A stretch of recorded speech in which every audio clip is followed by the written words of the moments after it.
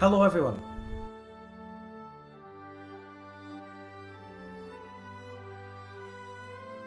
Welcome to the Victoria 3 discussion panels.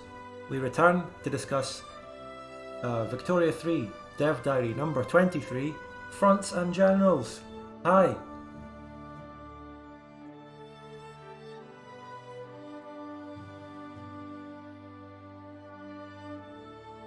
It is amazing to see so many people right here and loads of new people in the chat as well. Welcome everyone.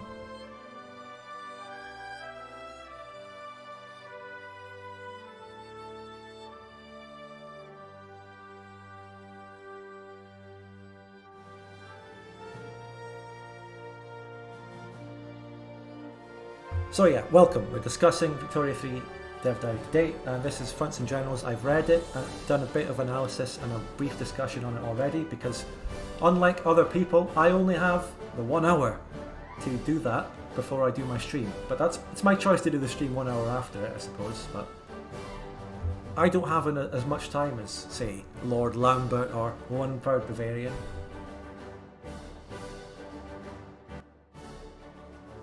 So, today I'm joined by, the reason is the Danish panel, because, as well as your favourite Dane, Zombie Freak, who'll be here, we're joined by sbmunch, now known as Numinosity, who is also Danish, and who's not Danish, nothing to do with the title. We're joined by another special guest, virtualrock. Half our normal guests can't make it. My co-host sadly isn't here today either, bye Chugger. So,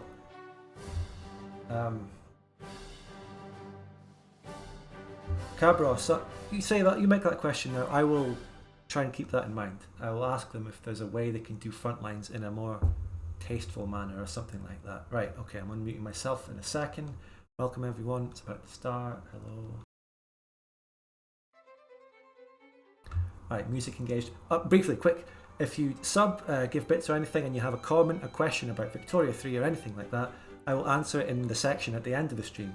So wait around or you'll see it on the VOD or something. And also, I'll thank everything. Even if you don't have a comment or question, I'll thank everyone then as well. Alright.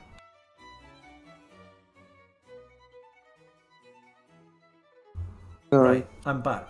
Hi. Okay, right, so, hello, I'm joined by Numinosity, or sbmunch. Hello. Hello. Welcome for the first time ever. And also for the first time, virtualrock. Hello. Hello. Yeah, the awkward introductions every time. But Zombie Freak, you're more used to it, right? Yeah, hey, what up? Right.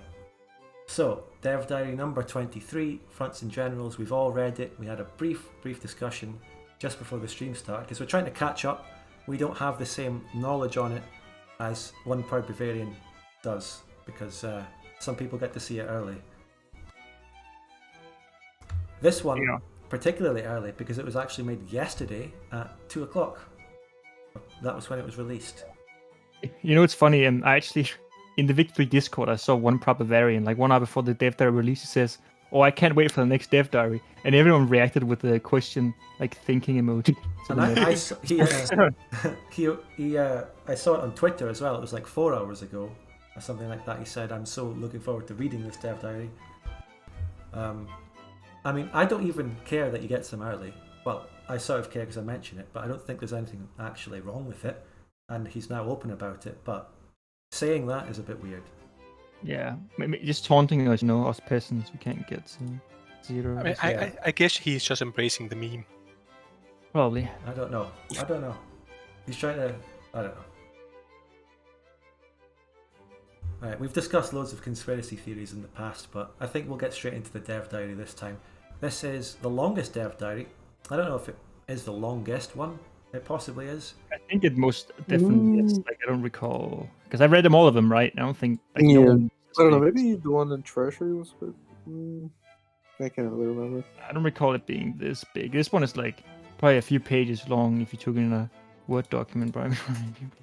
Yeah, so it goes into detail about what was introduced last week, which is warfare. And it, it expands on the system for that. It expands in a way, yes. It does. It does, yeah. I'm just making fun of it, but we'll get into that soon. Okay. Okay. Yeah, so the first couple of paragraphs talk about, just the first paragraph really talks about how everything is still, it's at a ridiculously early stage, really. We were talking about this. It's really early. Yeah. Almost to a ludicrous extent early, actually, and unfinished. Which would contradict the leaked release date. Yeah, this is another thing that came up over the week, right? The supposed leaked release date of March 2022. We're obviously skeptical about that, even without how unfinished the game seems. I mean, I don't know. I don't even recall what the source was. Does anyone know? Yeah, they're actually releasing a So March it was Nvidia, right? Nvidia had supposedly some release dates in from popular like new upcoming games, but of course no knowing if it's true or not. It was just a fake. So yeah, it's not. They have to. No, go on. Even if the release date is true, like they'll have to push it back because Push it back, the game just doesn't seem ready. Or just And I release don't it think they in can. release it in pure paradox fashion. I don't need to release it. I don't think they will pull an Imperator again with a game that's just lacking half its features. Yeah, I probably. at least hope so. Yeah. But there's a couple of points where they don't just say how unfinished it is. They talk about that in the visual stuff, but they also say something. I'm going a bit ahead, but there's a bit about Sherman's march on something or other, where they say that's something we don't have, but we'll implement it later, already paving the way a bit for DLC, something like that. Yeah, they said there was like basically manually being able to sort of choose like focus points, and they said that weren't in, but they might add it. So so that was already mentioned in a dev question, I think, as well. Something about being able to. Oh yeah, I saw a dev question. I can't remember if it was actually in. It's just there'll be dev questions. There's stuff about any way at all where you can control your army. Yeah. In any way, apart from 3 buttons. Yeah, we'll get into that though. It's right. So it goes that first paragraph about how unfinished it is. Another reason they say why it's unfinished is because it's such a change from the normal systems. Well, yeah, it's a huge fair change. enough, almost. But right, so they introduce the concept of fronts. There you go. Someone tell us about the concept of fronts.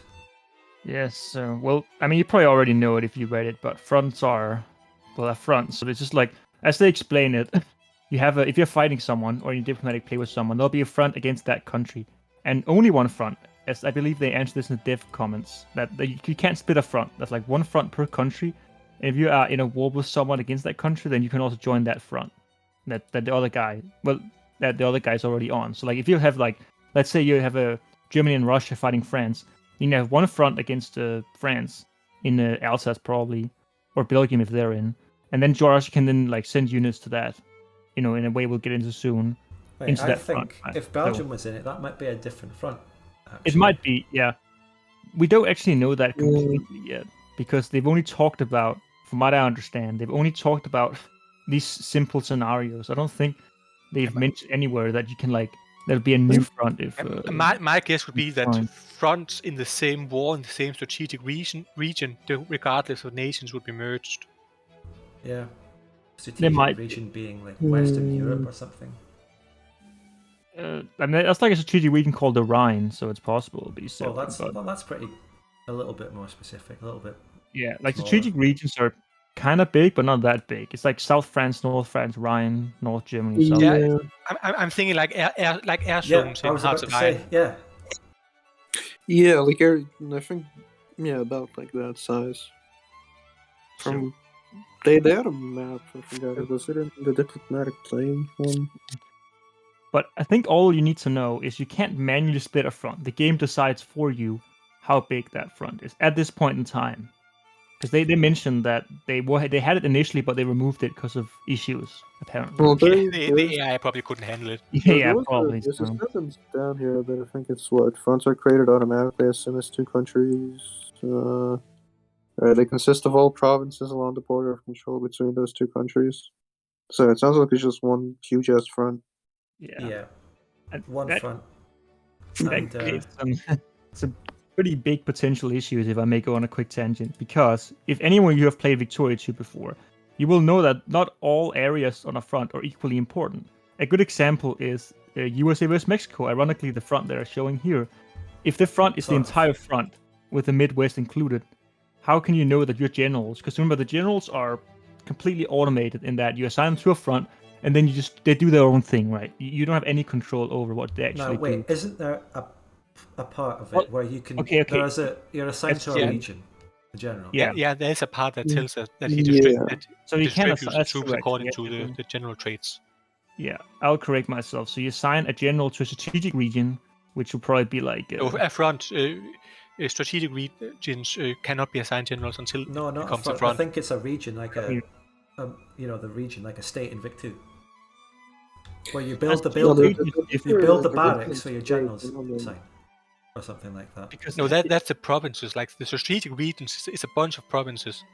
yeah, the strategic regions are big. Like they're really yes, big. It's they're big. Like I know, South like France. I was talking about all regions. of Scandinavia is like one regions. Okay, region.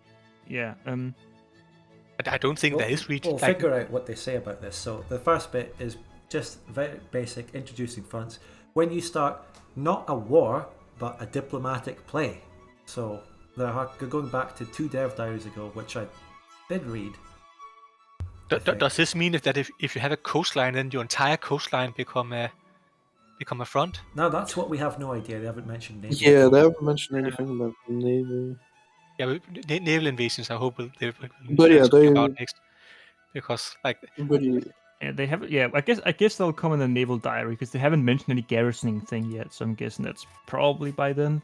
We'll have to see, but yeah, well, diplomatic plays. Yeah, the precursor to war, basically. And yeah, it stood out to me. they replaced the declare war button to start diplomatic play. Yeah, it just stood out to me how instead of the front starting when you go to war, it starts at the diplomatic play level. Like if a crisis started in Victoria 2, for example, Yeah, you start getting ready for war at that point, or not. I think you mobilize. Yeah, there's a whole like escalation phase to the diplomatic play where that's when like shit happens. I mean, does this mean that you can never do a surprise attack? that's yeah. They mentioned it in the dev. because- I don't think so. They mentioned something about surprise attacks. There's also a chance that you might not be able to break truces. I think in the diplomatic plays, like they mentioned that they're like considering like whether you should break them or not. Well, So yeah, we don't exactly know, but diplomatic plays in themselves don't allow for surprise attack, but they did have the option to violate sovereignty. If you remember in one of the Diplo. Yeah, but so that just pulls a nation into an already ongoing war. So it's not really like. It doesn't seem like, to my understanding, you can actually start a new war just like that. But you can pull out other nations into the war. But if that creates a front where there previously were no front, doesn't that mean that another nation can't have troops there? So you can actually.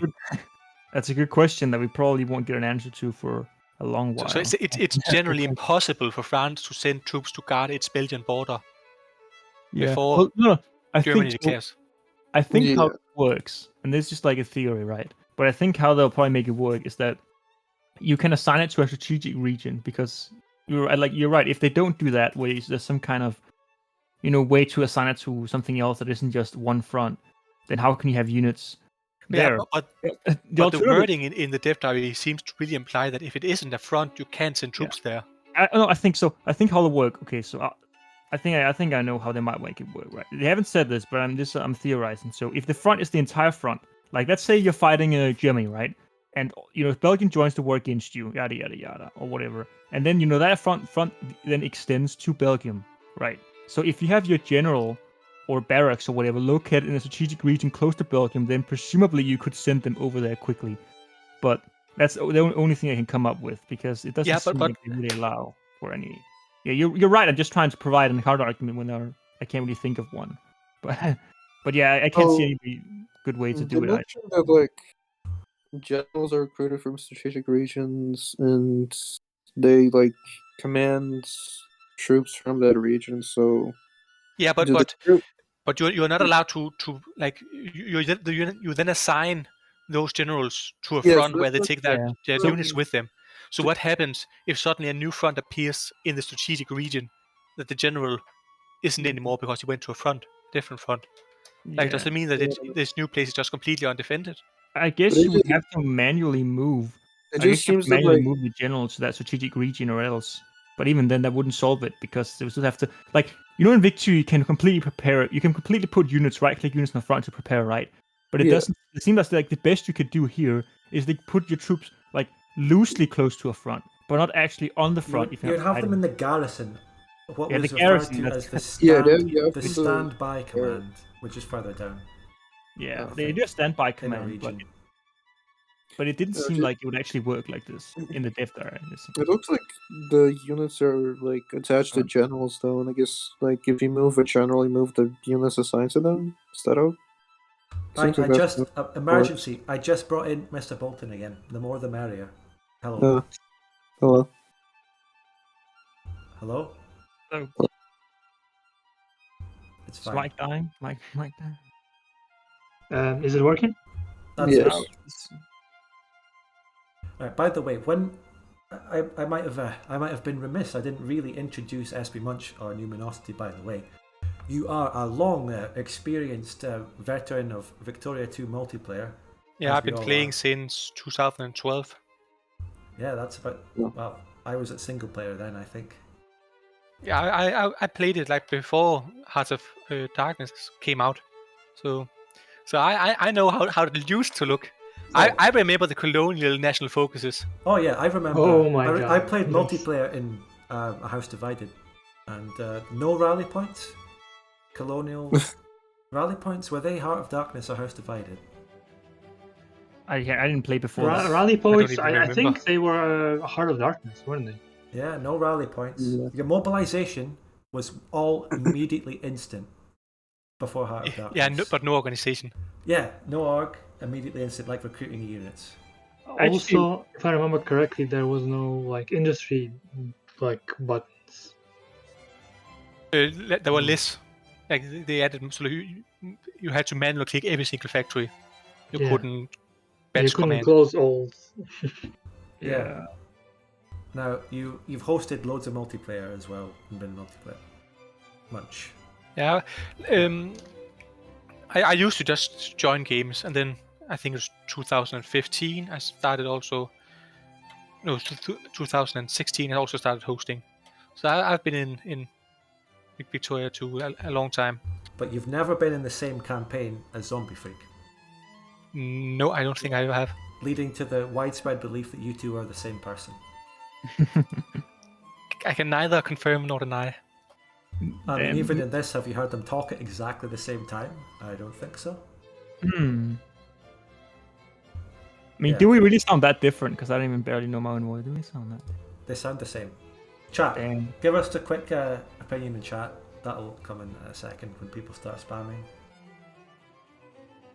But yeah. So to return to the other one, just quickly is. So there is actually so as you said, there is a command that they actually can choose called standby.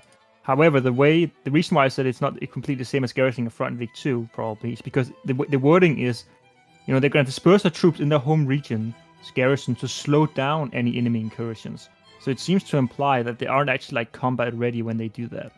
So like if you attacked into that, then you presumably would have the great advantage and actually push in. Is what I'm assuming. I think what I was going to say something about diplomatic plays, right? I wonder if when you're at war, they'll have Reno. I was going to say Reno rules, but Munch has this rule too. You can't declare on a player already in a war. I wonder if they'll have that in a diplomatic play. That's actually a rule that we stole a long time ago from Blood and Ice groups.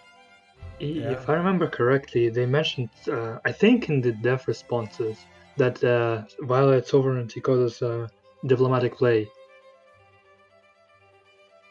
Yeah, well, if you really think about it, like the diplomatic plays and like all the diplo features seem really reminiscent of like MP rules. Like the whole you can't, as you say, you can't declare war on that. But that we don't know that yet. But even the diplomatic plays themselves, they seem to have the whole like you can't join a war unless like it escalates to a great war. Yeah. They did say they'll have rules built into the game in the same way that other modern games like EU4 and CK3 have rules for multiplayer. Yeah, you can toggle in the game, like mechanical there might rules. be. Yeah, So, I mean that would actually be nice if they had that. I mean, aside from all this garbage, but I mean, I doubt that. It sounds more like they went the way of the TNO developers and removed the declare war button from the game. TNO developers. I wouldn't know anything about. I don't think I know. It's a what Hoi 4 mod. Yeah. It's a Hoi. How would I put Yeah. it? It's a Hoi for visual no. That's it. Well, I've heard controversy from it, but let's not talk about controversy. We'll just talk about this uncontroversial dev diary. And I'm hovering over this screenshot because it's a visually interesting thing to have on the screen, but I hesitate to even talk about the screenshots or scrutinize or analyze them because they're so... They're a work in progress. I You mean, can place a work in progress over the whole screenshot. Yeah. Yeah. In some of it, you can even see just how photoshopped sort of it is, really. I mean, the buildings. It seems like that they are pretty confident in how buildings are supposed to work. So I think you can actually the barracks picture And is this probably one, something you can trust. You're actually Yeah, absolutely the- right about that. We have seen The this outline before. how buildings work in the previous dev diary, I think like that's pretty final. Like just based on like what they've already said. But right under this, we're into here is the absolute most important part: generals. Oh my god, generals! They are characters that you create using. I can't remember exactly what you use to spawn them, but they use bureaucracy, which we discussed way back in the day. I keep thinking of saying the word mana. Should I say it? I don't know. But No. capacity. It's monarch points. Completely different thing. I mean, to be honest, generals was the one place where even Victoria 2 used mana, like leadership. Yeah. Yeah. It's different in this because they take up a capacity, so it's not like, imagine in Victoria 2 you can only have a certain amount of generals or they started costing. You went above a capacity, you can no longer add more. It's different from a pool that you build them from. It wouldn't be that different. The only addition would be purges, I guess. I do wonder how do you gonna, because they mentioned the command limit, right? Which is how many they command, but have they mentioned how you can get better generals? Like obviously that was the traits thing, but let's say like is there any like a 5 attack, right? Is there any stat that like determines the overall skill? Or They said the new generals start with random traits, so traits are the only thing I can actually like influence their battle. It doesn't seem to me like there's any way yet of knowing what a general will be when you create one. They mentioned that you could preview them, so like you could choose which one at least when you recruit one. Yeah. But so yeah, you can do that at least. But I don't know if a little bit of agency for the player would be nice. Yeah, I don't know if I like the whole like if they strip out the skill levels, because I mean it is nice to have like some traits and stuff, but it's really if it's gonna affect this much. Like it's basically kind of any control, then it better be really complicated. And you should be able to choose between a lot of different like generals that have different tactics and stuff, right? Like, but one thing that is from sort of Victoria 2 is they all have a personality trait, which gives them. In Victoria 2, it gave them their number and other stats. Yeah, but you're mixing up you're mixing with the Reno editions, like both personality and background could do the same things in vanilla. Yeah, they do the same. Right, but yeah. They stacks. Although, I mean, from how they worded it, it seems like the personality traits affect how the AI works in battle. It might. I think. Yeah. Well, have they said that directly, or is this the? Yeah, no, they have. They said something like. Yeah, they said like somebody who's like reckless, like attacks more aggressively or something.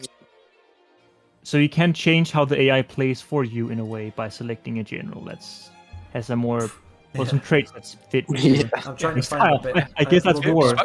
Yes, but before I scroll down, that's actually one thing I really want to talk about that's longer up in the dev diary. Yeah. That's the command limit, like because general's command limit is controlled by their ranks. That means that a nation that's not at war very often simply won't be able to send as many men at war because they won't have high-ranking generals. And as generals control how many men you can actually send into a front. I don't think it's on the screen. It's on the screen right in the middle. You can promote generals freely, but while high-ranking generals can effectively command more troops, they also cost more bureaucracy. So I think that's there's literally a promo button that you can press at any time. It's not tied to So experience. going back to the bureaucracy dev diary, right? And say you had a country like Sweden. I remember they had a modifier that's like something and plus 80 bureaucracy. So if you have a random modifier that gives you more bureaucracy, you can have more generals. So the meta is just to get a lot of bureaucracy, promote all your generals, and then Well, since they've put all well, the they eggs into the basket, right? You I have just want to say this. battle of Hey. generals. They're putting all the eggs into the basket of generals. All of combat, all of military revolves around your generals. So it would be the meta to get more bureaucracy to have more and better generals. Yeah, your generals and your economy if you can support it.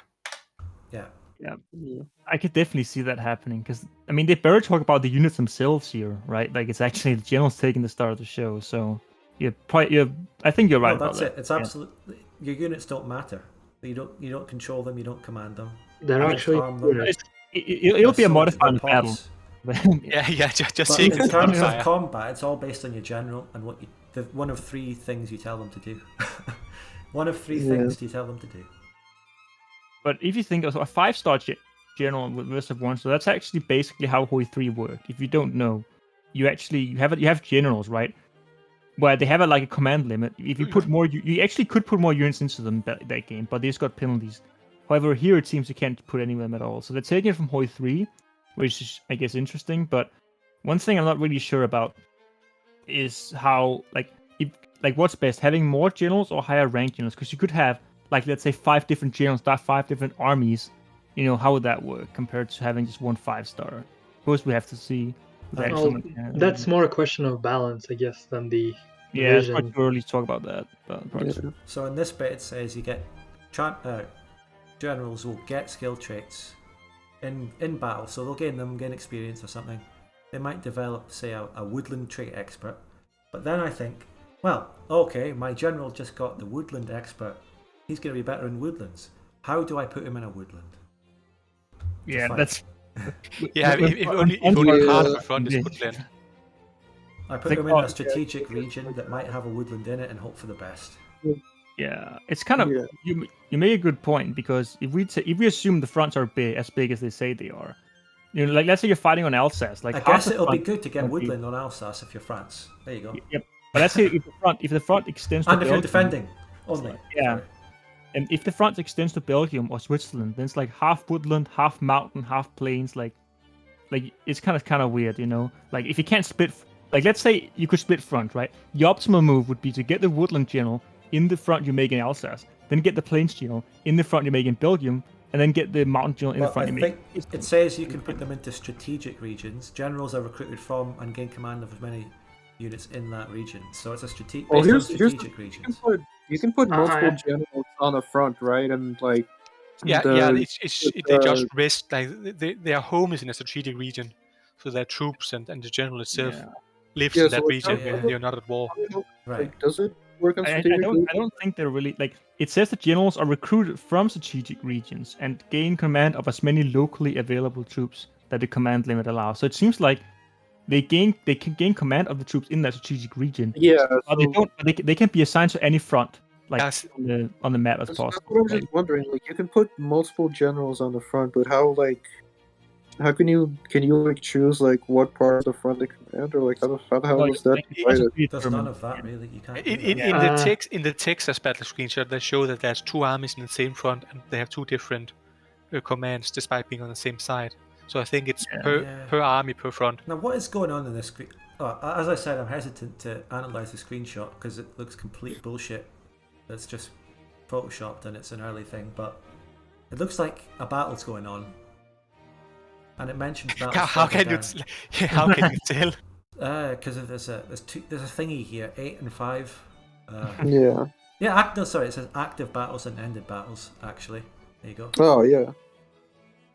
So somehow there was a battle further into Texas, and now that the Texans won that, and there's another battle here. You know what that really reminds me of? The way that naval combat works in Hearts of Iron right now. Yeah, but you can actually still move navies around in Hearts of Iron and have them on a province. I mean, can you? I haven't played Hoi 4 in a while. Well, Yes, you can. You can Yeah. make that. you can choose to. Well, they don't really do anything if they're just sitting in a province, but you can have them in a province or in a naval region Right. during right. Yeah, an you can order. assign them in order on the naval region, or you can just like move them around. Like if you want to. I think you can force a battle if you literally move on the same province. Yeah, and you have can, the you Yeah. can do that. whole region there. If the navy is spotted, the navy needs to be spotted. Yeah, Otherwise, you they'll need just move to through you each need other. to see the fucking navy to actually do that. And it also seems like if you look on the map, you can see I think the front line is supposed to be represented by the flame. If you see in the screenshot, right? That's the front line. No, I don't think so. The front line is going to be where those two. Yeah, I think it's the like the lines. I think that flame shows how much is occupied. Oh, yeah, occupy. Yeah. Because the battle seems to take place besides the. That's so weird. To me, it also could look like the path that the armies have taken between these two battles somehow. Yeah, actually, the flame is actually kind of strange. Like if you look, like the skulls on the. You can see that one side of flames, there's a Mexican flag overlaid over it, right? That must be occupied territory. The other side, there's none. Yeah. So that's why I'm assuming that. Look, it's so bad. It's such a bad early unfinished screenshot. Yeah, They're right it looks to make so many terrible, disclaimers. honestly. It's just so. It's ugly. Wait, I've got a. Hold on. There we go. Look at this for the people in here. Look at the screen right now. Someone made this last week, and that looks better. I think I know what screenshot you got. Yeah. Now this is the most interesting thing about that, right? That was made last week, right? And there's 3 buttons on it. Defend. What does that middle one say? I can't read it from here. And in the dev diary, they've given us 3 things you can do with your generals: stand by, advance, and defend. Someone predicted it, unless it was one maybe this fucking guy gave Bavarian. me access to the dev diaries too. Yeah, who knows? Right, we need to. Now, where were we? We'll go past this, the character stuff. Okay. So that fan screenshot really reminds me of the old Victoria 3 beta joke, like that in Victoria 3 there was only going to be 2 economic bottoms, like increase tax and take debt. Oh yeah, I saw that video. So. To be honest, like one thing that I can kind of see as positive from like all of this is just that like I'm kind of fine like with generals being involved in politics. Actually, yeah, I completely agree. That's the one thing that's probably really good in this. That is pretty good. Yeah, I like that. I also kind of like the traits a bit more than just the value, but I would like to have both. Like in Hoi 3, we both have a skill level and then a specific trait. But yeah, like, that is not bad. Actually, like pick which traits you want. Like in Hoi 4, seems like you can't do that. Well, in Hoi 4, you also gotta grind for the traits, so. Yeah, that's grinding experience.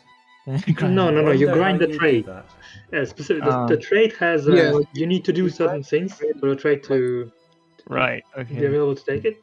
It gives you, like, so, for example, if you have like a tank leader, you'll need to assign tanks to him and actually use them in battle. I'm imagining multiplayer meta, right? Hey, you're my ally. Let's do a fake war and grind each other's generals. Right, guys? It would have been like it, but sadly, the rules. It's hard to think about it. So they said that war's costly, right? So it might not actually be worth it to do that. What I'm thinking, but like in terms of the and if you don't have control of your armies, you might accidentally win the war. Just accidentally win the war. Well, no, you just said set it to defend. Set it to defend. Move back. Oh no, I already set it to attack. I can't change it till the war ends. Sorry, there's so much Michael to do in the war. It's overwhelming. I misclicked. Oh my god. So this bit is just about generals in politics, which is fine. Won't spend too much time on it, really. Yeah. Another thing is completely separate, right? I just wanted to get this out because that's not too much substance, but I want to say it. Having them like having military units and all that tied to production methods sounds jury-rigged as fuck. Because they mentioned this, that the way you basically get troops is to get troops employed in a barracks, right? Yeah, the way you upgrade your military and change like the composition of your army is by a production method, which just sounds so weird. Like it sounds like they have. It sounds like a temporary literal debug thing, but actually it sounds like they have words written on a piece of paper, but they haven't actually implemented it. But they haven't actually said that's a temporary thing. They haven't said, "Oh, this is in development." No, they're just putting this out and says, "Yeah." I mean, the production method is the main way you change how a building works. So Yeah, I would assume that would be the thing you do. It's just weird because it's not like because the way it works normally, as I understand, is in buildings. You have production methods in buildings to determine what they produce, right? But it seems like, but this is not really producing something. It's your army. So like you basically get conscripts or whatever from it. So the way you upgrade your army is with that. I mean, it just sounds weird. Maybe it makes sense, but to me, just someone who's used to Victoria 2, it just sounds like a jury solution to upgrade units. But like, when you can just you have like a normal Hoi 3 system or something, where you just upgrade them with equipment, or Hoi 4 for that one. But like, They mention something about that further down, but here, now this is the bit. This is, I think, the most offensive part, if you could call it offensive. But now this is what you control in war. These are your 3 buttons. Well, there's actually 4 buttons. The another one being mobilize general. Yeah, that's leading up to the war, I suppose. Or is it? yeah. Well, actually, surprisingly enough, Victoria 3 is the only Paradox game, I guess now, that can have partial mobilization. Oh yeah, actually, that's true. Right? I know it's technically in Hoi 4 too, because you have a law called partial. Well, it's a law, but you still use your entire arm. One of the dev answers is that when they say mobilization in Victoria 3, they not only mean pups becoming soldiers, they also talking about soldiers actually joining the front line. So a mobilized brigade is one that's actually in battle in the front. Yeah, and that opens up some more questions, like you actually said last time, Munch. Like, how do you put troops on a front that's not actually a front yet, because they haven't joined the war with this system, right? The closest, I think I said you have to have them on standby in the strategic region nearby. Well, yeah, that's the thing. But does that mean it's actually on the front ready to defend, or are they gonna get like? It doesn't like mean that. if you near the end of the dev diary, they said that battalions that are not under a general can actually participate in battles, if they're like garrisons in the region. So like you can have garrisons in the region apparently. Hopefully it actually works like you would expect it to, and not like some weird thing where they just get overrun because they're not quote unquote ready. Well, it just might, because that's whatever it sounds like in the tooltip. That's all. That's what I'm worried about. Does it say anywhere that you can't mobilize? Like that would be the previous dev diary, but can you mobilize before you are part of a war or a diplomatic incident? I think you. I mean, they haven't said it, but I assume you can, because if you go into let's say like go into one of the screenshots where with the Russia in the current one, that's like a picture of Russia and the military screen. There's a button called mobilize activate conscripts and mobilize all generals, and it seems like those buttons shouldn't be grayed out just because you're not in the diplomatic play. At least it seems to me. I don't see why you shouldn't be able to do it when you're not in a diplomatic play. So this is an in-progress artistic mock-up. This isn't even in the game. Like it's Photoshop. At least according to this mock-up, it should be possible. I don't see, or at least I don't see why it shouldn't be possible according to this mock-up. But I think they're in a war.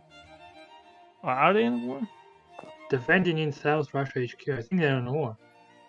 I guess hard to tell from this screenshot. Yeah. It has to be if it's defending who's be on a front line. Yeah. Never mind. Maybe you don't even get access to this UI at all if you're not in a diplomatic play. Then I mean, I could be wrong. Yeah, I have serious questions about how a nation that's not currently in a war but wants to join a war is going to work with this system. Like, because doesn't that mean that they can't mobilize until they're actually in the war? So maybe they say joining a war and it gives you in-game 3 months, right, guys? To join the war. In-game 3 months, yeah. Yes. 2 rules. It actually does. But so, like I said, the most important part, when you're in a war, your 3 options, or you could even boil it down to 2 options, for microing your army is advance front and defend front. And then your generals commanding troops will do everything. They will either attack or defend. Yeah. That's it. They will try. I'm actually, wait, you're right about that, I think. War depends on how good you can micro your economy, basically. Well, either that, but also how good you can, I guess, grind your generals, because they're going to be the main factor in fighting wars, right? So how good generals you can get is going to be a major factor, I think, in what you're gonna do. Yeah, with so little control over the actual battles, like the only real control is grinding generals. Pretty much, yeah. I think, like, at least this makes it seem like it. So it's going to be like Hearts of War and 4, where because Italy starts as war with Ethiopia, it just doesn't end the war with Ethiopia. It just keeps grinding their generals in that war forever. Yeah, Mexico has an advantage in this game because it starts at war with Texas. Yeah, I think so I'll just actually I'm gonna put a suggestion if any Paradox players are watching. Okay, so I have a really easy solution to what Munch mentioned before. You can just add another option, right? There's add an option to make custom. I know they threw this out, but then if you add the option for custom fronts, this actually could be interesting. Because imagine like if you go to micro, you can make like micro fronts and like sort of actually try to micro stuff, right? No, but you see, they're going to deny that because they've already outright denied this because they want to take away any micromanagement. I know, but I'm just saying, like, it sounds like it's going to be awful if they don't do that. So I'll just put it on. Absolutely. But yeah, you're just trying to take the current system and make it micromanageable. They're having none of it, zombie. Well, not just that, but like actually also make it so you can properly prepare. Like, let's say you're going to fight someone, and it's not like the strategic region shape isn't favorable to you. Let's say that. Then you can make a manual front and say put your units there, and then they go there, and you're ready, right? Instead of like this kind of weird thing. So well, actually, if you go down to the screenshot below this one, it seems like you can maybe do something with your battalions too. Yeah, but can we even trust the screenshots when they say that it's just mock-ups? Yeah, this one. Yeah. This is also not a real screenshot, I don't think. It's an artistic mock-up. Yeah, it just seems like, I don't know. Like, maybe like you can influence the makeup of your battalions a bit, at least. Actually, they haven't even explained that now I just think of it, because they have production methods, right? But you can only choose like one production method. So I'm guessing they have it for like each, like, they haven't even explained unit types yet. Like, is there unit types? Can you be artillery? These infantry? these icons and these troops and this. I mean, that's what the buttons are implying, right? Like, those are the types of units. Screenshot. It looks to me like just infantry, artillery, cavalry. I don't know. I'm just thinking, like, does that mean that? I think those are production methods. At least the icons seem like familiar. Yeah, I don't know. And someone in the chat mentioned the word rebels. Wow, who knows? That's a whole other thing. Oh, rebels are good. But I think what's going to happen is they're going to be more like civil wars than rebels. They're going to spawn little countries. Well, I wouldn't say they're little. Well, just countries. From the way just turn your entire country into a front. Yeah, I think that's probably how it's going to work. Yeah. Rebellions start with, like, how many pops are like considered radicalized? So, I don't know. Now, it goes into detail on your attacking and defending in this area. And it says the orders may be executed in different ways depending on the general's traits, resulting in different troop compositions and battle conditions. So you can't decide, okay, my guys are going to do a composition where we flank them. That's dependent on the general trait. Oh, you know, it's probably how like it is in Hoi. When you like have a unit in Hoi fight against another unit, like, and battle starts, like the generals automatically like pick like orders and shit. Yeah, if you click on the battle, you can like see like it'll be like, oh, we're gonna flank this guy, and then the other guy does a response. That is on a province level though. This is much bigger. Yeah, that's what I'm thinking. Like it's gonna be like it's on a battle level. Although it's small, yeah. I mean, it depends on how big the fronts are, because like if they're continent sized, then would you even be able to flank? I mean, like we saw in the previous screenshot that like there's like a front, but then there's like battles on the front. So maybe but that front looks like it was all of Texas. So if I'm thinking like it is like Hoi, except like literally everything's just automated for you. Now it says something about if you're at war and you set your troops on the front to attack, they will look for the enemy and try to fight a battle. If they're defending, fronts targeted to advance or defend. No, that's not it. Can't remember. I mean, it says it about advancing and defending. So you'll go forward, you'll fight a battle against an enemy general. I don't know what happens if both armies are set to attack at the same time. Maybe that crashes the game. I don't know. I mean, it probably will just be a battle, but we remove the defensive modifiers from either side. Let's be honest. Yeah, So It just means that there's a battle where both only get their attack modifiers. yeah, probably. Attack tactics. Remember, they actually mentioned unit stats have a offense and defense modifier, so just mean which one get Oh you. no. And I'm just Yeah, we know exactly what this means, right? Yeah. Well, I mean, Victoria 2 has attack and defense too, to be fair, but it's still kind of shit though. And it also it raises a really big question, because how are they going to represent like early game Napoleonic sort of wars? Like in this screenshot, you can see that in the top one, artistic recreation screenshot, if you will, you can see that all the battles are centered on like Texas, right, and stuff. But what if the front line is so much bigger? Like, how are the generals going to say, okay, we're going to fight this area with all our troops, this localized area, because early game warfare, right? Or the general's going to say, oh, I'm just going to spread out my units like it's Hoi 4 and then just get killed because, well, like, it depends on how they want to represent the warfare, but if it's anything like in real life, then it wouldn't just be like a Hoi 4 frontline in 1836. Like, you actually need to be somewhat concentrated. So how does the general decide that? Yeah. They really like nailed it down in Vic 2, I think. Like in the early game, like wars are like mobile, and the late game, like you just have like front lines that are pretty. Yeah. That was fine. If you're like, I just don't see like how you could like have like a mobile war. It was the change in combat width that was the main thing that took us through the different eras of warfare in Victoria 2, and it worked. Really? Yeah, I would say it was second to the supply limit. Yeah.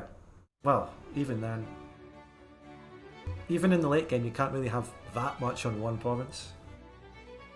I mean, you can, but actually, to be honest, I think actually supply limit is the one thing that kind of contradicts early game warfare, because even though it's doom stacks individual big battles, you can't really have a doom stack on the same province without taking loads of attrition. Well, you don't take attrition in battles. That's the key. Yeah, you have to get them into the battle.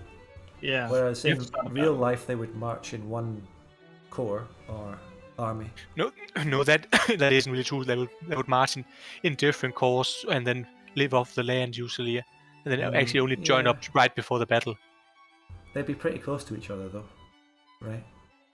I mean, closer than they're represented in Victoria 2. Victoria 2, it would count as different provinces.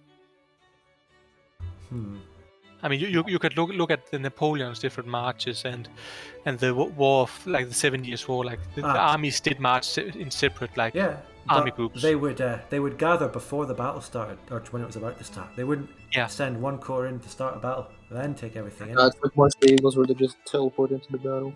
Yeah, March of the Eagles, underrated game. Now, where are we? We should just get through this. Yeah. Mobilization. To be honest, this part with the goods and the production methods, I don't care. That's going back to the economy. But it's the most important part.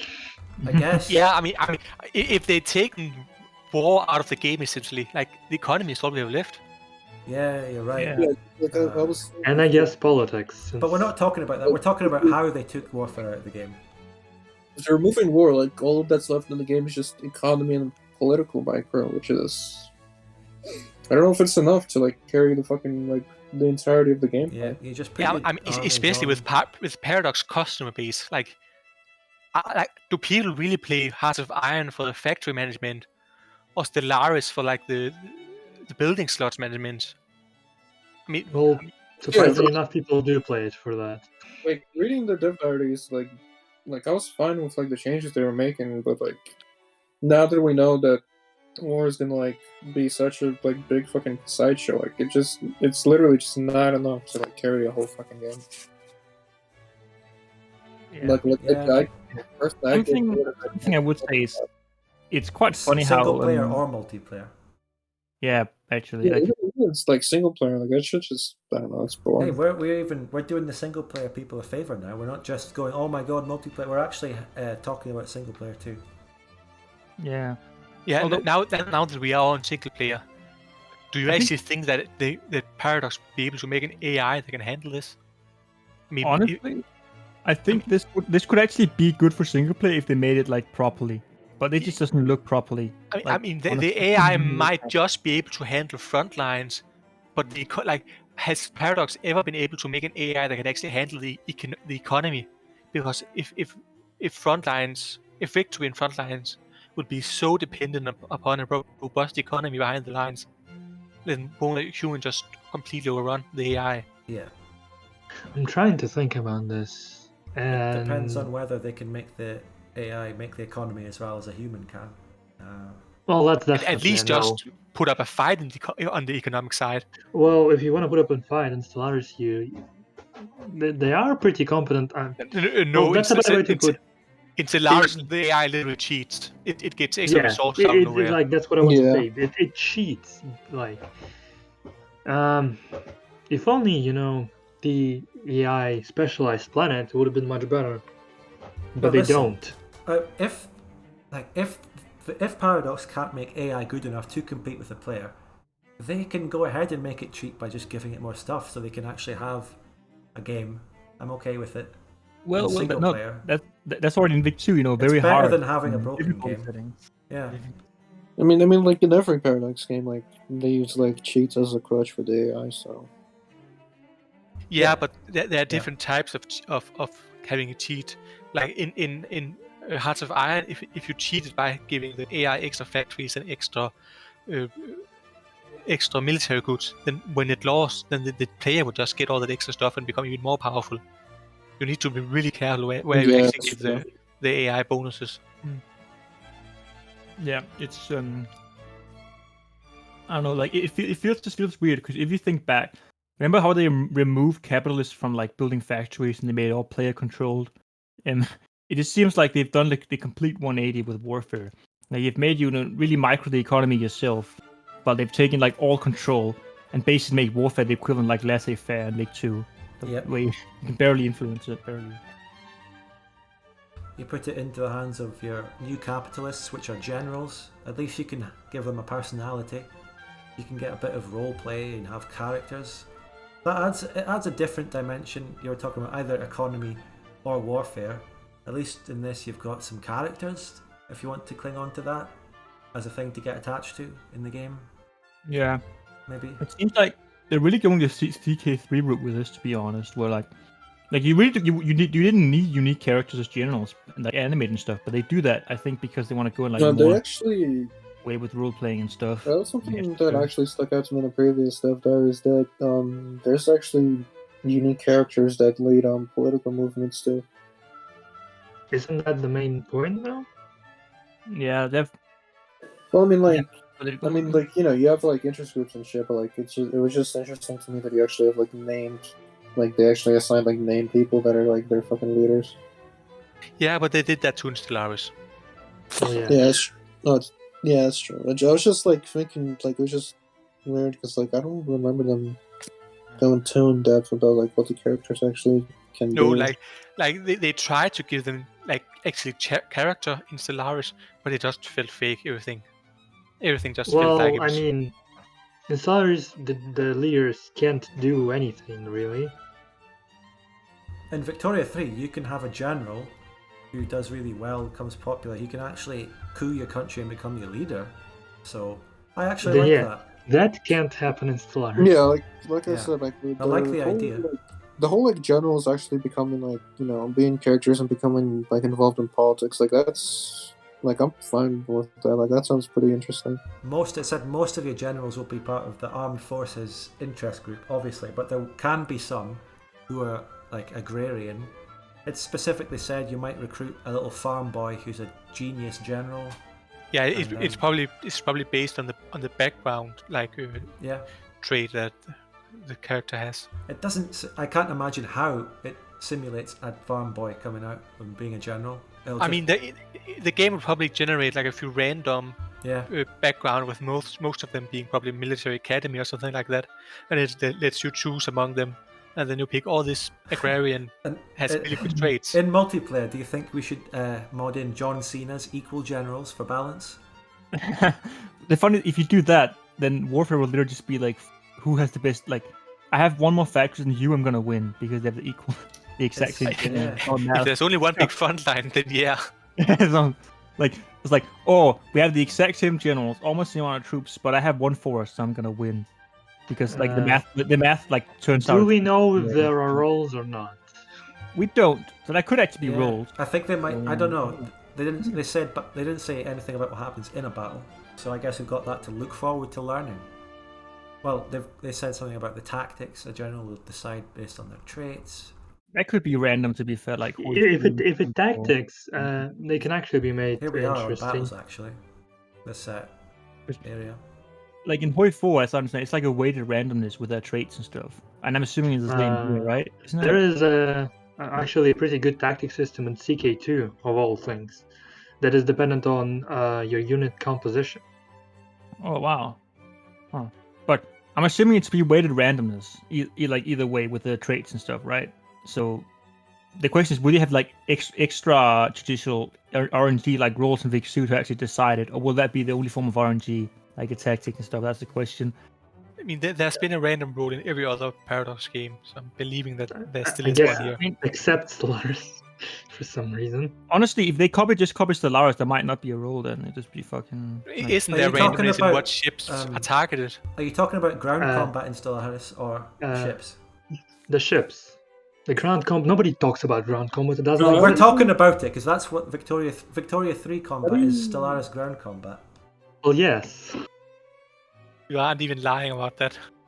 Maybe the they I actually think mentioned, maybe they the actually navy will mentioned be as something good. about admirals having the same sort Let's of hope.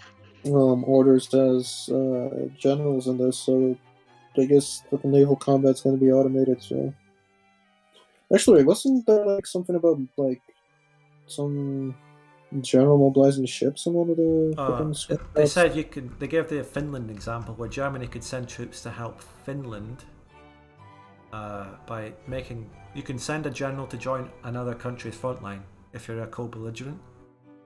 huh. Actually, now that you say this, right? Because in Vic2, that probably mean your units get wiped because they're isolated. But if you think in Victoria 3 terms, how would they model stack wipes or encirclements? I completely forgot about that because with this system, They won't. are they Oh gonna yeah, do that's that? true. How are they gonna do that? Yeah, you Yeah, won't, the you won't have easy answer encirclements is just posted they right won't. Especially early game where that's like a much bigger deal, you know, I'd assume. So, yeah, I mean, with like bigger battles and like not being a set front line necessarily and stuff. So how would that even work? I guess it won't. I guess the easy answer is it won't. So I guess we can close that. I mean, a front line is one when you push the other army out of it. So I'm just assuming that you never really completely wipe an enemy army. There's no flanking at all, Rip. If that's the case, but no flanking. Yeah. I guess we'll have to see in the next one. I'm trying to look at what they're saying about battles in this bit, if you're all at it, and it said the variable sizing of battles, particularly when combined against mobilization costs, counteracts the otherwise dominant strategy of doom stacking. Now, it's not dominant. It's only dominant-ish in the early game. You don't even really have to doom stack in the early game either. I think he's referring to Doomsday in other games such as EU4 and Maybe and they Stellaris. should talk about Victoria. I don't know. Yeah, maybe he's referring to like the AI doing it. I mean, I love to do that. The AI doesn't do it. I mean, doomstacking's really only. Depends on the game. Well, not doom stacking, but they put a lot of troops in that battle more than they should. I'm assuming that's what he refers to. I mean, doomstacking is only a thing in like certain Paradox game. Like, it's not like ubiquitous throughout all of them. Yeah, but, I mean, it is a key part of Paradox games, though. I mean, how can you have it? How can you have Paradox without the idea of doom stacks? They're just getting rid of the thing that makes them fucking what they are. Yeah, it seems remove the stacks, so there is no more doom. The way they represent doom stacks here, I feel, is it's like they represent it as like an inherently bad thing, right? But I think I haven't played EU4, so maybe it's like a prevalent problem there. But from someone's played Victoria and Hearts of Iron, it really seems like a very. Sometimes it's useful, but sometimes it's gonna kill you kind of strat. Like it's a variable strat that doesn't always work, and only in some scenarios. Yeah. It depends on. It depends on if they mean you move your armies around in a doom stack, or the battle is up between doom stacks. I'm assuming yeah. Like so in EU4, about EU4, what the meta actually is you put all your units into one battle, and then wait up until the battle is over, and then one side retreats like 10,000 provinces away, and then you do it again. Yeah. Right. Okay. So isn't there like attrition and stuff if you have like huge army in EU4, like in Vic3? people generally like avoid it by putting the units near the battle and then pulling them in when they're necessary. In But EU4, the I back- believe, Oh, you're sorry. supposed But there to is only trickle one your battle. units in. You put them Okay. in slowly in EU4. You don't put all your units in the battle immediately, I believe. Interesting. Interesting. It sounds like mobilization will take a really long time. So like things will, armies will have, like generals will have their units trickle in. Yeah, it could be. I mean, not all. I could imagine MP people if you can mobilize preemptively. I imagine people would do that very often. So, like, especially if you know, in Vic 2, a common thing is to like spook some with a quick mob, right? Like they don't see him mobing and you just jump him. And I guess it won't be possible here because, like, the frontline system and You've got to diplomatic. start a diplomatic play. Yeah, that's probably not gonna work like that, unfortunately. But yeah, my criticism was just I don't think Doomstacks is that big a deal in Vic 2. Like, it's not really a problem, and sometimes it makes sense to do it, and sometimes it doesn't. That's really all I have to say about it. Especially with attrition. Like, sure, you can put a lot of units in a battle, right? And sometimes that's useful early game, sometimes, but not always. And you take attrition if you try to move it around in one stack. So I just don't see the point they're trying to make here. Like, they're trying to make the point that having a tug of war makes more sense. Fair enough. But early game, I mean, kind of, but why wouldn't it make sense that you have like big battles? The big pitch battles you can try to flank, right? That's the idea. So like that happens in Vic 2, and I don't see why it shouldn't happen here either. That's much. I mean, I genuinely would believe that they just say, "Oh, the early game like armies are just not big enough for any more battles than one." I mean, how that? I mean, that's another can of worms, but that would make even less sense, at least to me. Because I mean, the armies are smaller, right? But you can still have like if you combine your army in Vic 2, you can have like how many, like 100, 200k, something like that. Like you can have like quite a few. Yeah. Obviously, it's not a good idea to throw them all into the one battle usually, because you need some protection against getting flanked or encircled or flank and circle them. So you can't just throw it all in most of the time. But like usually, you definitely have enough troops for like one big battle. Well, that's in Vic 2. Like if you go historically, right? The dreaded horde. Here's my point. The army size ballooned in the 19th century and the 20th. Yeah, it does. Yeah. And in Victoria too, at least, combat with decreases. So it's like you just have like you don't doomstack anymore. Like if you doomstack like after like 1870, 1880 in Vic 2, you're gonna get killed unless it's like a very specific situation, like extremely specific situation. Yeah, but I mean, it's just even in Victoria 2, you can still have situations that change things. You don't have to. Like absolutely, yeah. It's like. But in this game, I don't know. Victoria 3, you just have a front line. It's absolute shit. Sorry, I'm just gonna say it. It's extremely simplistic. Like and a lot of people complain about Vic 2's warfare, and it is flawed in many, many ways. Okay, I will say it could be fixed in many ways, but the skill cap in Vic 2, right, is like extremely high for warfare, I would say. But like the skill cap in Vic 3, from the sounds of it, I guess you just make a good economy. So I guess there's some skill there.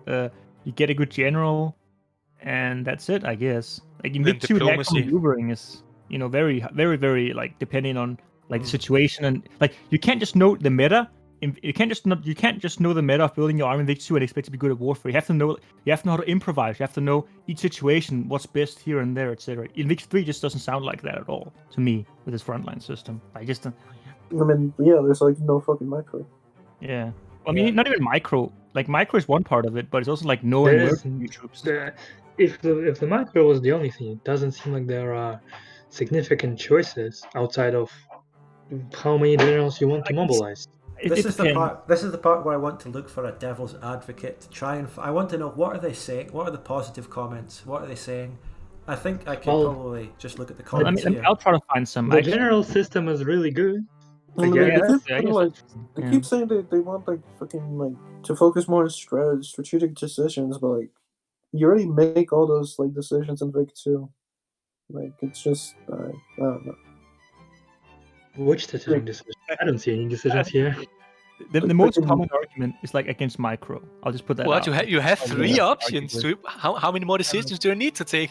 But with micro, right? In my opinion, I thought at least 200.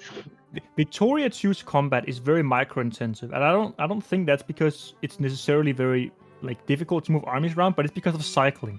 Cycling is an integral part of Victoria 2, and it definitely could do without having that. Like, let's say you have Victoria 2 card without cycling, right? Like, the only thing you really take out of it is you don't have to manually micro the battle. So if Victoria 2 was Looking for probably too positive much micro, comments. but Yeah. this is going too far in the other direction. But so you easily could have a Victoria 2 type system with, let's say, plus an optional army automation front you don't care about. Like, let's say sieging colonies. That's always a pain in the Great War, right? Having to do that while I might find the main war. So doing that, having optional army automation would be nice. No cycling is also fine if it like automatically replenishes for you, because even with all that, you can still show your skill by actually maneuvering the armies on a province level, right? Like, you still would be able to do all these things that makes Victoria 2 combat interesting. I don't think anyone thinks cycling is necessarily the interesting part of Victoria 2. That's my counter argument against the micro argument that I've seen. There is a dev response here I would actually also like to bring up. I'll bring up the dev responses. I'll put them all on the screen.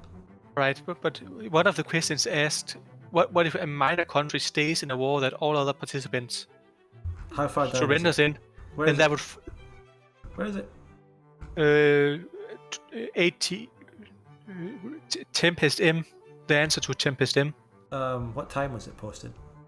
I mean, is it the same time for you and me? Probably fucking not. All these questions at the start about like one person. It was at for you probably 1751. 51. This one. There you go. A single country, because you're not allowed to demobilize. If a single country on the other side of the world stays in a war where everyone else has surrendered, then you're forced to remain mobilized. Join a war, Kim. Never surrender. You can't demob. Sorry. There you go. Definitely see that being very fun in multiplayer as well. Or even single player too. If a minor joins the war, you can't get to. But even single. Oh no. Occupy me 100. Yeah. VI does that a lot. By the way, you haven't played a lot of single player, right? I don't know. Really. Okay, so I'll explain to you a little bit of funny thing.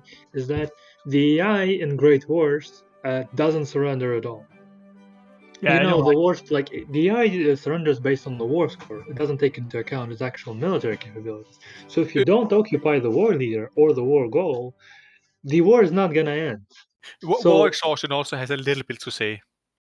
A little bit, but it's not gonna surrender, even if you full occupy. I mean, it's a problem. The problem is if the war leader is someone you can't, like the US, that you can't easily get to, then they're not gonna. I'm just racking my brains. I'm looking for the good reasons. I'm looking for the reasons why this is a good thing. Less micro. I have a reason. Actually. So Munch said it. He said the AI. So the reason why I've seen 90% of people say this is. Well, not this, but at least before this Death Star says this is a good concept to go from, is because, number one, micro is bad because Vic2. Number two, it's because by using this system that you literally cannot micro, it makes it so that the AI is more of a challenge. That's basically what I've heard most of the time. Because, in Victoria 2, in other Paradox games, the AI is kind of shit, right? So they're basically saying, I know maybe I'm misrepresenting the argument, but this is what I understand is, because they can't make good AI, they must take control away from you, so that you have to stoop to the AI's level of combat. That's right. Yeah, but that is basically. That is the argument. So the argument, people don't like microing armies against the AI, which is actually completely understandable. My answer is play multiplayer. Vic3's answer is get rid of combat. Yeah, or just have better AI. I mean, I know it's difficult to make AI, but come on, like. It's possible to make someone that can at least challenge the intermediary player. I mean, obviously the master player is always going to be like when you're playing fucking Call of Duty, you don't go onto a team deathmatch and just fight bots and say, "Oh, this is shit. Let's get rid of the multiplayer and just make it a campaign." I don't know. I'm trying to give other examples. There isn't much to Call of Duty besides, I guess, deathmatch. So that would be removing the game. Yeah. I don't know. Anything interesting in these dev comments? And another quick reason. Well, there seems to be so another quick reason. An interesting commentary on the goods and how they're modeled.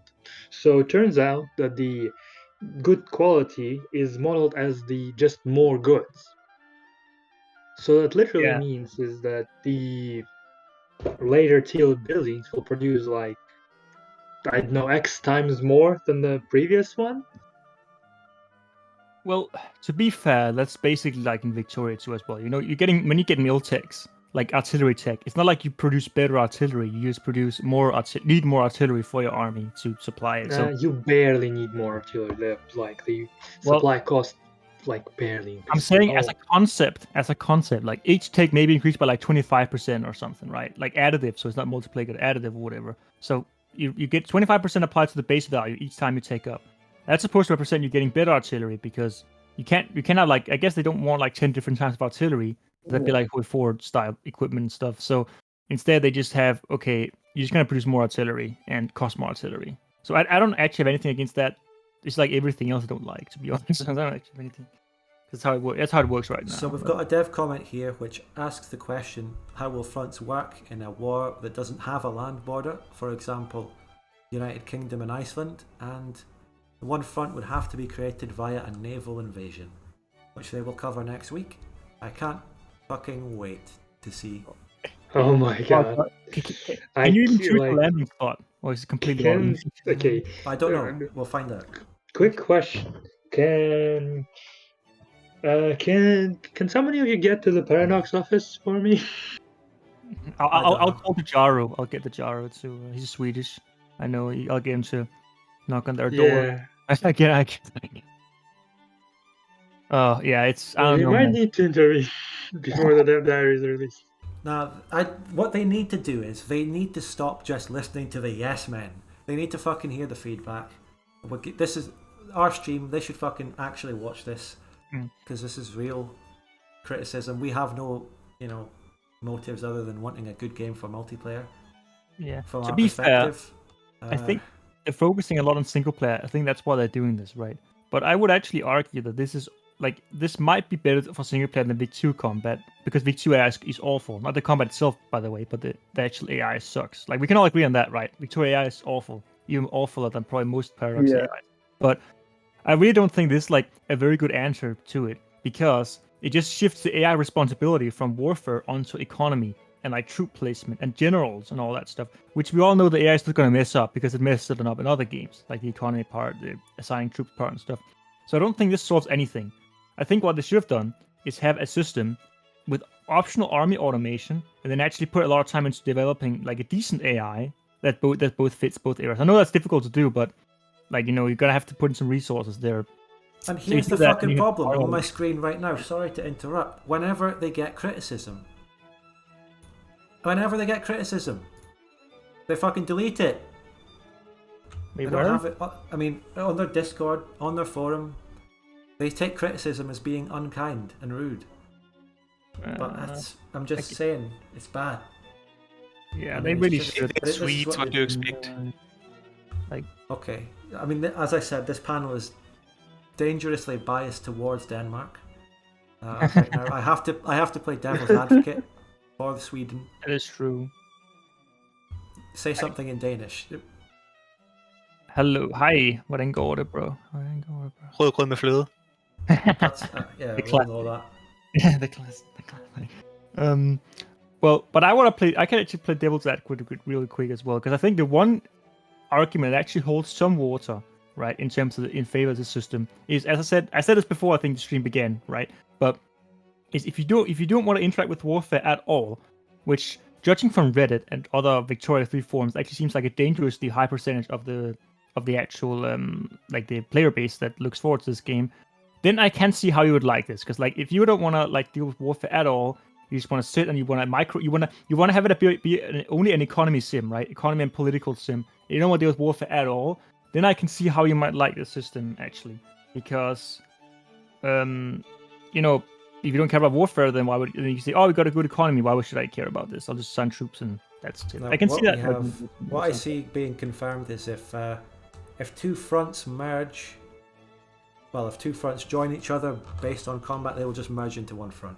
Also, the Red King actually messaged me. He says he says he would be available to play Devil's Jack. I don't know if it's too late now. I wasn't able to. It's too late to get him on this one. We'll get him next time, definitely. All right. Well, let's hope we won't need him. No, we do need him. We need everyone. No, I mean, as a devil's advocate, I think we are Yeah. gonna need him, to be honest. But Yeah. because if the next Dev Diary is well the same as this one in terms of what it will give Just don't us. see. Yeah, the Yeah. same just don't see. I can't wait for them to do their artistic mock-ups of a naval invasion. Oh my god. I wonder, are they gonna do it Hoi 4? Because as far I don't know Hoi 4 much, right? But you can choose the landing place in Hoi 4 at least, right? Like you actually can. Yes, you can. That. So are they gonna take that away from this one? Because like, so you can't even choose where you land. It's just like they'll find a way.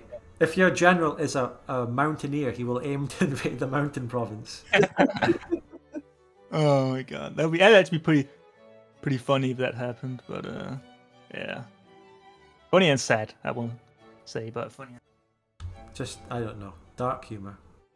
But yeah, I hate this, man. Like, I'm just gonna go on a tangent real quick and say they could have made this really good. Okay, they could have made this really good if they just stuck to just simple army automation and just had actual units. This could have been really fun, but man, I mean, this doesn't seem to have been made for Victoria 2 players. It sounds more like Democracy 3 players or Factorio players. And you know what? I Victoria has more micro than this thing. I think Don't insult it. The Hearts of Iron 4 compromise, I'm okay with it, where you can have either micromanage or front lines. You choose. That is actually, I'm okay. I'm completely fine with that. I think it would actually be good because in Victoria 2 combat, you actually, a lot of the times you can't do stuff you should be able to do, like occupy colonies, because you can't micro it because you're busy in the main front. So having that option would actually be really nice to do minor tasks that you normally would do yourself. That wouldn't like rebel hunting too. Well, an actual rebel hunt feature that doesn't suck ass like the one in Vic 2. But having that would actually be really nice. I would love to play the UK and be able to occupy that. The Hearts of Iron 4 model of warfare means that newer players, worse players can use front lines, but there's still a learning curve or a skill gap for the better players who then are good enough to start introducing micro, and eventually they can micro the whole thing when they're good enough. Yeah. That's in Hearts of Iron 4. Look how fucking popular Hearts of Iron 4 multiplayer is. It works. Yeah. I will say though, I don't like with the planning bonuses and stuff where it like forces you to use it to like get the bonuses. But aside from that, I think like army automation like that could be a boon to like less important fronts and then just micro important shit. I think that'd be good. That would have been like fun with fucking Hoi 4 combat. I mean, like I only mean it in terms of the option option of front lines. For the era, but yeah. I think we'll start wrapping up the discussion. So I think we've covered the dev diary and the responses that I've seen, the dev responses. We've tried looking for the positive arguments for it. I don't think I mentioned this, but loads of people are really just happy about the fact that they're doing a bold change, and that's the only reason they're okay with it. It is a bold change. Yeah, that's not because necessarily. Paradox has such an amazing track record of bold changes lately. It's not necessarily good or bad. Is the change good or bad? Is what we're looking for. And so far, bad. So it's not a good thing that they're changing because the change is bad. Yeah, I don't know. People should know the Paradox history with bold change before they say it's a good thing. I don't know. Speaking of bold changes, now, Numinosity, Munch. Tell us about the current CEO of Paradox. And what he did You mean Frederick Webster? And what he did to his head regarding Victoria 2. Yeah. Like, because I've been around so long, like I'm one of the few that actually remembers how Victoria 2 was actually designed. And I don't know if you remember, but Johan released a retrospective not too long ago that basically took credit for him having been the one who came up with the idea for Victoria 2. However, what actually happened was that Victoria 2 won a fan competition. Frederick Webster, the then CEO, and then I think he's CEO now again, of Paradox. He was so convinced that Victoria 2 would be a waste of money from Paradox, which you have to remember was a small company back then. That he made a public bet that he would shave off all of his head if Victoria 2 ever saw a profit. And I think that's one of the reasons, that explains one of the reasons that Victoria 2 actually is as good as it is. And that's because the management didn't actually want to have anything to do with it. Like they expected it to be a economic loss from the get-go. So they just let the programmers do whatever they wanted. Yeah, when the CEO doesn't believe in the project, you're in serious trouble. I mean, Yeah, I mean, even in the retrospective, and in Frederick Wester's own like forum messages on the Paradox forums, like he said that that Johan and podcast, like they had to argue with him over budgets. Like he didn't want to assign any money to the project. Like, and it also explains why Victoria 2 was like from the conception to release was only 11 months. Like it wasn't even a year of development. Yeah. Did it make a profit? It was simply just throw everything you have at the wall and then release it. Do you know when it made a profit or how it went on release? At least in 2010, that was when he got the he was so the same year he got shaved at E3 2010. because so then they went on to make the DLCs, obviously. Yeah, the DLC came out in 2013. Came out House Divided. Did it? No. Heart of Darkness. House Divided came first. Yeah, no, it must have been in 2012, and then Heart of Darkness was 2013. Yeah, so Heart of Darkness was in 13, I believe. I'm not. Maybe you know it better than I do because I wasn't around back then. I remember playing it. I remember I actually did a little multiplayer and we tested everything. I remember it was in 13, I think. So Hearts Divided must have been 11 or 12. Anyway. Google says it was released on the February 2012. Which one? Yeah. Which one? House Divided. Right, and Heart of Darkness? I think I'm like 90% sure it's 13. No, I'm not. Yeah, it's 13. You're right. Yeah, I remember. Yeah, 13.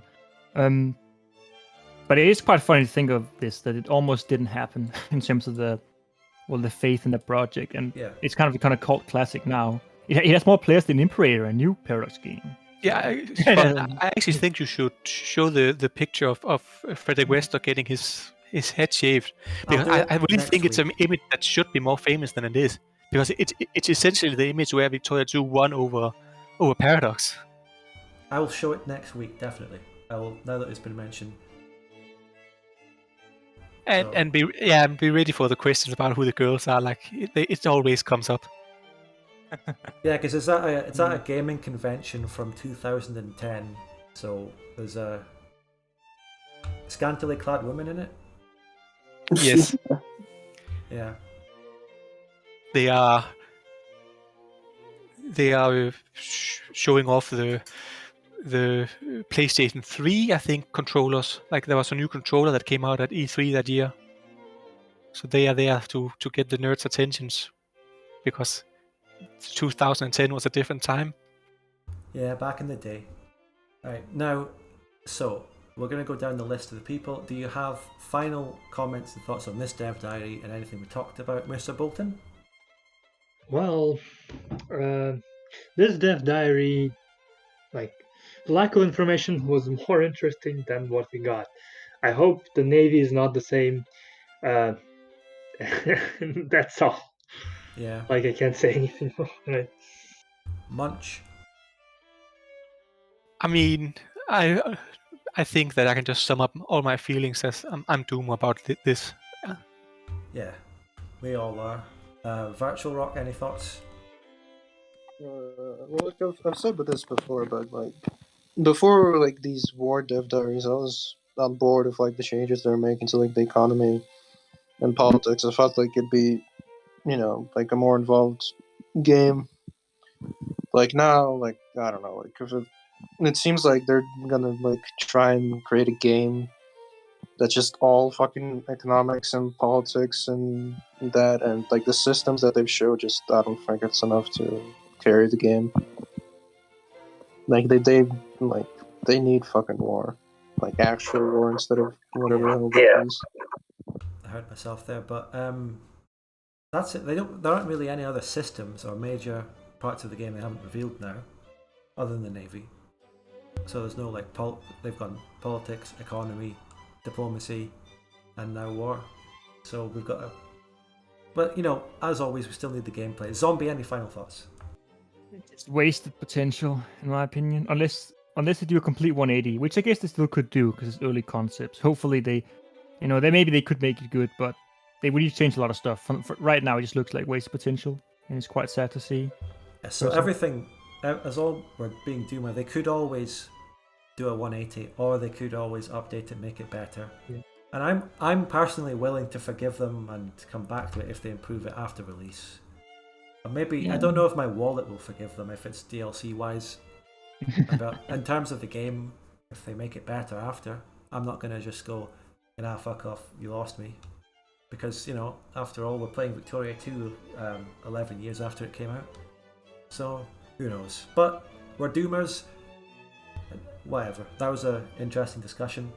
I will go off and do my personal bit with all the resubs and comments and stuff. Thank you so much, you 4 people. It was a pleasure. Thank you. Yeah, thank you too, mate. Thanks for inviting me. Alright, see you guys later for any See ya. campaigns that may be happening. Yeah, see you, man. Virtual Rock and I are actually fighting in a war together in a campaign. Don't say what it is or anything. Oh. See you How later. many fronts do you have? One front. It's like, yeah, it's one front, and I'm supplying a general. I sent a general to the front overseas. Right. Anyway. All right. See you guys later. Yes. See you later. Yeah. All right. Now it is time. It is that part in the show where we change the music to a more relaxing. This is already quite relaxing, but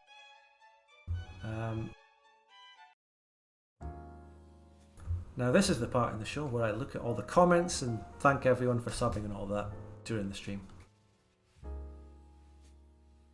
Right, let's get that open. Right, let's go back. Let's see. Right, where were we? Where were we? Right.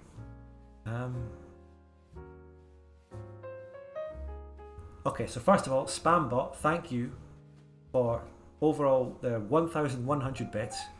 He says, game's dead. Operation Pig. Time to see how the fact war has been banned from Earth. I don't know what you mean. Thank you so much for the 9 months. Homosex man, 8 months, thank you. Vic3 dead? ? We'll let the facts speak for themselves. That one boy, thank you so much for 5 months. Yep, thank you. And Night Stalker, thank you for the 13 months. Spambot again with more 2,000 bits. Commenting on whether Munch and Zombie talk the same, and you confirm that they do in fact talk the same way.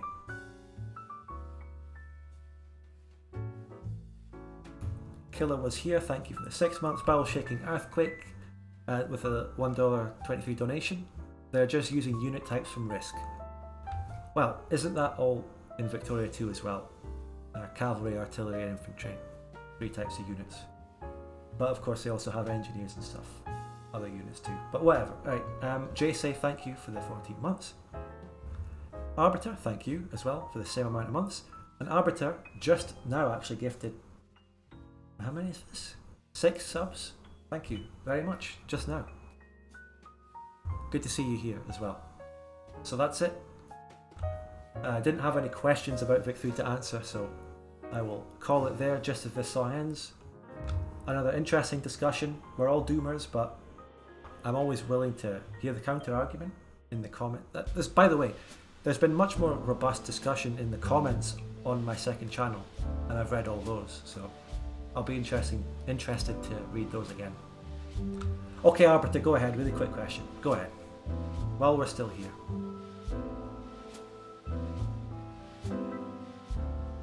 How the hell do you think Rebels are going to work? We did touch on this during the thing, and I believe Rebels, instead of being a unit spawning in a province, is going to be more like another country spawning and having more like a civil war, and then you'll have a front line. How do encirclements work, Titus? Was explained in the Dev. There's not going to be encirclements. Absolutely no. No, it's not. Unironically, they're gone. No encirclements. My main talking point on this is I think I'm pro the Hearts of Iron 4 system, where you can have front lines or micro based on what you're comfortable doing. I'm completely in favour of that now. I wish they would do it.